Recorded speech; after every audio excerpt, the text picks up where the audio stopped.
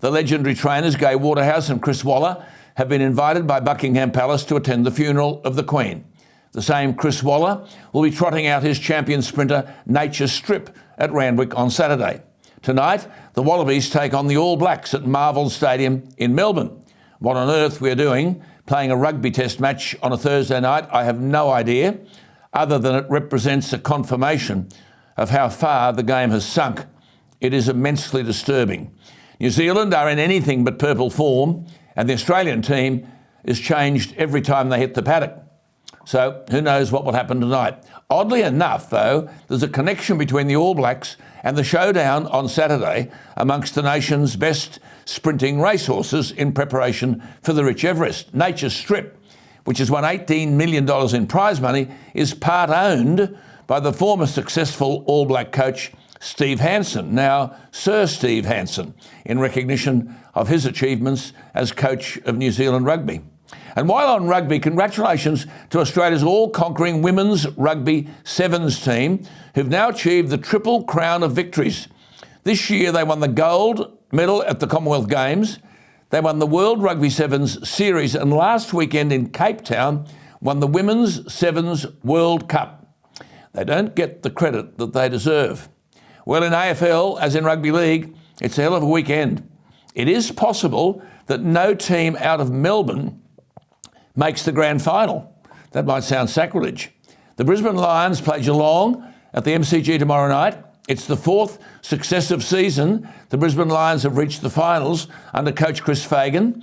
And then the Sydney Swans play Collingwood at the SCG on Saturday at 4:45. The smaller SCG may well favour the Swannies. Congratulations to coach John Longmire, who continues to do a wonderful job with the Swans. But Collingwood just keeps rolling on. And like Brisbane, it's a hardened team that seems to be able to deal with finals pressure. Well, then there's Rugby League. Who would have thought the Storm and the Roosters wouldn't be around? The Cowboys and Penrith are waiting in the wings. They've got a weekend off. A reinvigorated Canberra may well be too much for Parramatta. And Cronulla and Souths could well be decided by refereeing.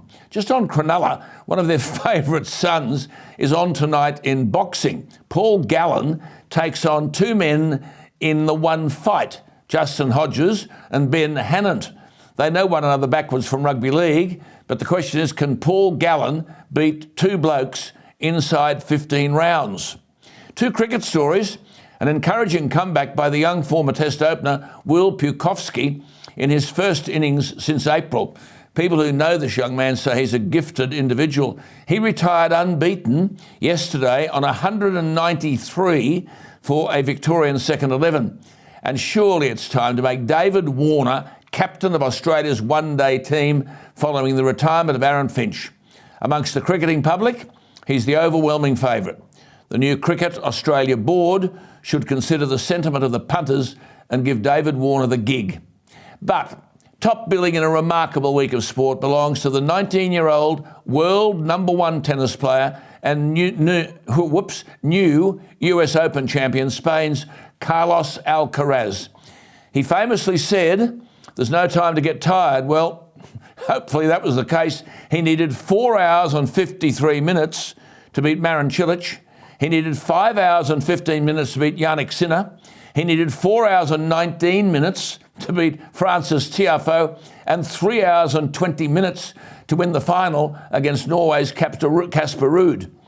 He seems a nice young man to boot. I think we could all say sport needs such people.